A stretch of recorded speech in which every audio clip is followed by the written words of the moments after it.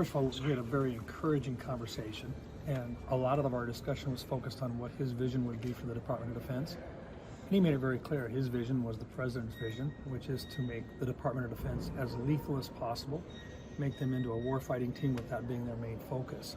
I was encouraged with that. The fact that he's been in combat, he understands it, and he's looking at it from a fighter's point of view. What does the fighter need to be, number one, as lethal as possible, but also make sure the best tools will be in place for them, which is something that I really believe in as well. I know that there's allegations out there.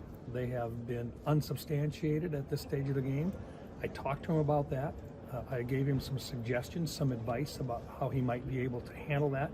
I'm looking forward to getting information from him in terms of responding to those allegations. But I really do see a path forward for him to be successful in being accepted by the Senate for this position. But he's got more work to do.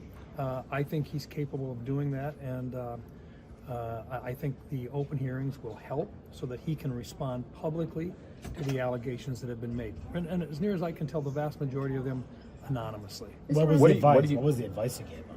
The advice I gave him is to listen to what the questions are and to be prepared to answer them fully and to get the information as soon as possible, share it, be very open, and be very transparent with regards to any information that he can provide to us as quickly as possible.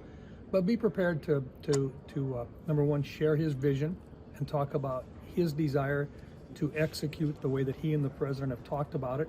As I've told people before, the President deserves the benefit of the doubt when it comes to the people that he wants on his team and to execute the vision that he has for making the Department of Defense as lethal as possible. Second piece on it is for any other questions that may be there, to be able to respond to those and to do it in an effective format. And that means listening to what the allegations are and then responding specifically with responses so that the members of the Senate can feel comfortable in moving forward, having had those allegations responded to appropriately. Are you concerned? Vision is one thing, Senator. I'm sorry? You said he has more work to do. Why does he have more Well, work to do? it's simply because all of our nominees have more work to do because they haven't been in front of the committees yet. It's nothing other than that. It's a matter of this is an open process. People will be asked lots of questions by Republicans and Democrats, and they need to be in a position to actually respond to those and to answer them straightforward. Are you concerned that with the pressure to have him withdraw could embolden other senators to push out, say, Tulsi Gabbard or RFK Jr.? No, look, we look at each one of them on an individual basis. And once again, our goal as part of a team, people think that this is an adversarial relationship between the White House and the Senate, and it's not. It's a matter of trying to build the team and to do it correctly under the constitutional restraints that we have, which is to advise or to provide advice and consent. We want the President to be successful. We give the President the benefit of the doubt in building his team. But we also want to ask the questions that the public would ask and to be able to get those questions out so that the public has confidence that we've made the right choices as well. The President, in this particular case, has a vision for the Department of Defense. He's not looking for a general to come in. He's looking for somebody that's got boots on the ground experience to come in as a war fighter and say, these are the things that we can do to make the department better. And everybody knows we can make the Department of Defense better. This is his vision, and it's the vision that Pete Hegseth has. There are allegations that have been made. We want to respond to them. The public wants those things corrected or acknowledged one way or the other, but you've got to work your way through those. Those will be done in a public setting. We want this nominee to be prepared to do that. Senator, you've given your advice, but it sounds like you're still not fully determined whether you'll support this nominee. Most nominees, what you'll do is you'll have your open hearing. Sometimes in advance, when you know them as well as we do, a Marco Rubio or an Elise Stefanik, to where you know them, you've worked with them in the past, you can give your full support up front early on. Pete Hegseth went a long way today, in my opinion, in getting my full support. But I want him to be able to answer in front of everybody else the questions that are there and to do a good job on it. And that was my advice to him, was come prepared, be prepared to answer the questions.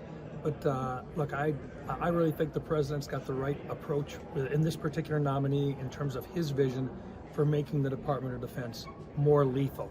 I think that's what the American people want. They want the Department of Defense focused on lethality, getting those war fighters in condition, and then giving them every single tool they can to to make sure that the defense of our country is primary in that department. Did you, And I like that. Did you talk to him about his discussions of women in combat, saying that women shouldn't serve in combat? I didn't Is that- specifically ask that did that particular come one up because at I, all? I think that will come up in open discussions. So he'll have an opportunity to answer that one straightforward. Do you have a concern about his remarks on that, or? I'm aware of them. I don't have concerns because I think he'll be able to respond to those without further research or anything. He simply has to answer based upon his experience as a warfighter, boots on the ground. And you're not concerned that he might try to do something in that vein, or do you have? No, look, what is your thought when on we go to war, we have young men and young women. We care about all of them, but women are integrated into our armed forces today, and they do a great job. They're very, very capable. I didn't hear any indication that he was going to try to make major changes in that. I think he simply expressed the fact that in his own personal experience, he saw some things there with women in combat that he was uncomfortable with, but I'll let him explain that in open committee. Did Yeah. the idea that he wouldn't drink while he was Secretary of Defense come up? No, It's come up in it other did meetings not. as well. Yeah, it did not. Did his drinking come up at all? I mean, the Only- allegations about his drinking? Not allegations, Uh-huh. but simply his acknowledgement to me personally as to a recognition of the concern that some people had expressed to him. Got it. Okay. But he's not running away from stuff. He's hitting stuff head on, which is exactly what you want. When you're going to have a conversation with these folks, you want the same kind of a conversation to happen after they've been confirmed, when you've got hard discussions with them about policy issues. So you want that relationship to develop. And what I saw in there was a guy who's been in combat, a guy who has a desire to make improvements in the Department of Defense, and that's what I was hoping to see today. You mentioned I gotta go vote. They've been yelling at me.